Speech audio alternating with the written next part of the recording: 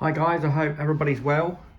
A new delivery into the shack today. It's the President Digimike with the noise reduction circuit. And at first looks, this microphone's pretty good. It's got a good weight to it, doesn't feel cheap or nasty.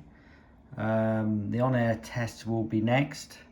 This is just really an unboxing to show you what you get. So obviously there's the retail packaging.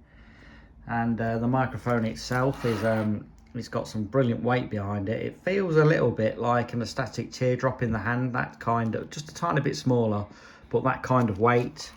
Here's the back of it. It's made in China like everything else these days. On the top we have the up and down buttons, and the in the middle there, that controls the different noise control settings, which we'll be showing later on when we do an on-air test. But that's the microphone, very nice. And I didn't pay a lot of money for this, it was about £40, so very impressed for the money.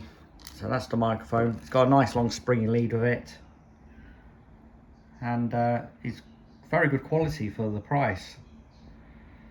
So there we go guys, there's the President Digimike, and we'll be trying it on air soon.